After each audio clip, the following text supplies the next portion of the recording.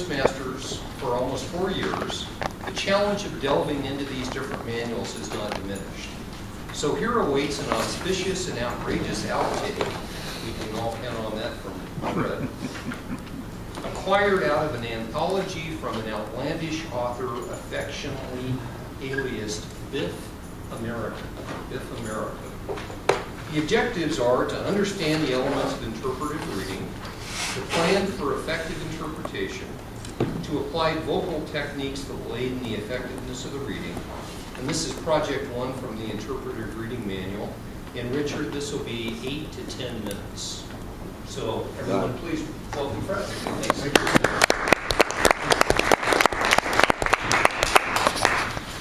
I have a bit of an introduction. I've been getting this magazine, Backcountry Magazine, for years. And before that, there was another configuration called Kuwa Magazine. It's one of those publications where you just can't read it in one sitting because you really want to peruse it and languish over the articles and photos. So I put it in the throne room, where it takes me about a month to thoroughly digest and enjoy the next one until it arrives. They're all about winter and snow, and there are only 6 issues, so I reread all summer. Now, every issue has an essay by this guy called Jeff Bergeron, alias Biff America. And I swear, I have to tighten the bolts on the throne after a couple of essays, because I get spontaneous belly gyrations that leave no deposits.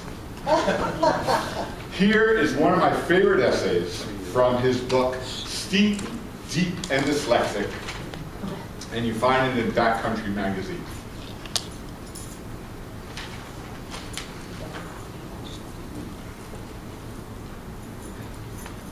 Be careful with that cooler. It contains human organs. The bellhop gave a nervous chuckle and gingerly placed the huge ice chest in our hotel room. My mate, keeping with the story we had rehearsed, told the guy I was only kidding and explained that the container actually was being used to keep video equipment out of the elements. Truth was, though our room was being paid for, meals were not. If I wanted to walk away earning more cash than I would spend after 4 days of work, room service was not an option. So when a low-budget television network offered me work taping a show at a 5-star hotel on the slopes of an upscale ski resort, I knew enough to bring the cold cuts. My mate and I were well acquainted with backcountry huts, yurts, and cabins. We're also not afraid to slap down the big dollars and stay at Super 8s, budget suites, or back when we were dating, Dick's No-Tell Motel. But the digs in question were so far above our heads, we needed snorkels.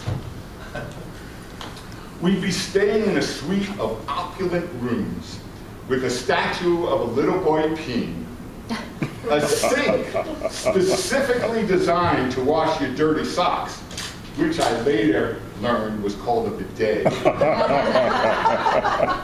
and more towels than I'd ever be able to fit into my luggage.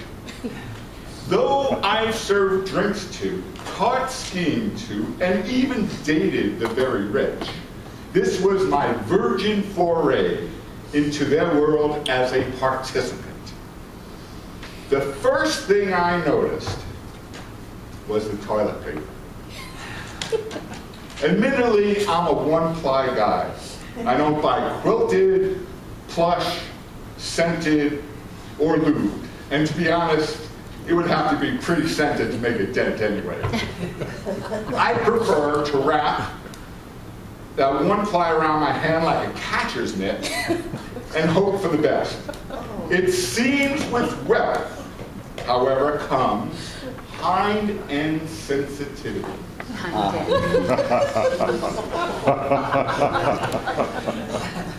The paper in our room was as thick as a phone book. quilted and moistened with aloe. It was hidden beside the toilet in a recessed compartment and covered by a sliding silver trap door, which, I assume, was to assure that the sight of it wouldn't spoil my pooping experience. When we arrived, I saw that someone had folded the toilet paper end to a point, like the nose cone of a paper airplane. The point feature I found was very convenient for quick access, though I assume that after the first use, we'd be left searching for the end like we do at home. Not so. Whenever we would leave the room for our daily on-snow shoots, someone would sneak in and refold the two-ply. Even when we were in the room, I began to notice mystery folds. One night, while brushing my teeth, I sensed a shadow behind me. I looked back and saw that the paper had been folded. I swear to God, they had a toilet paper origami ninja on that.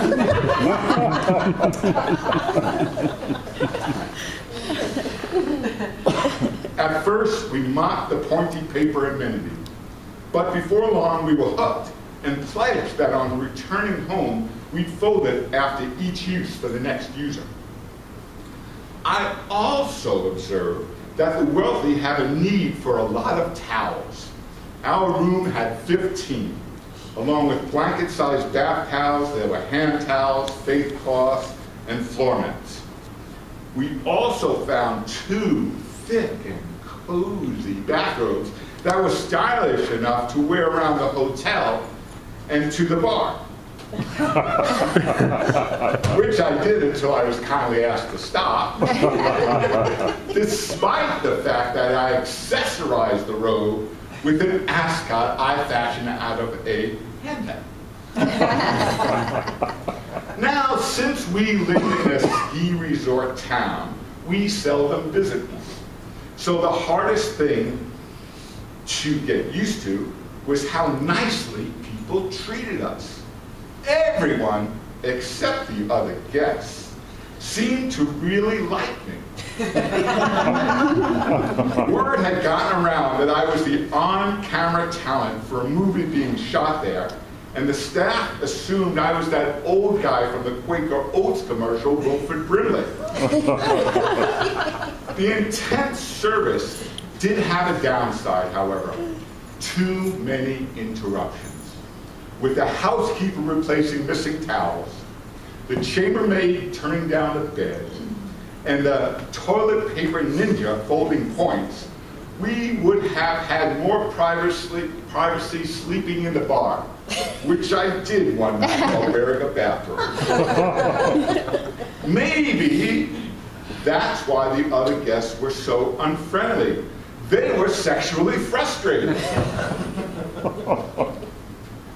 Since returning to our home on Tobacco Road, I've had time to reflect on the difference between the needs of inbound skiers and those of us who would prefer to earn our turns. The overly simplistic conclusion I've come to is this. We have lower expectations for lodging and greater ones for the quality of snow and lack of crowds. They have more disposable income, superior towels, and quilted bathroom tissues.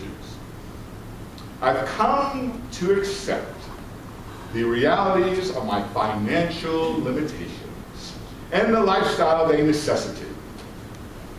But that trip enamored me to some top-end amenities, and I've discovered that some luxuries are easily attainable. We now have a new collection of plush towels, and if you'll excuse me, I just heard the toilet flush.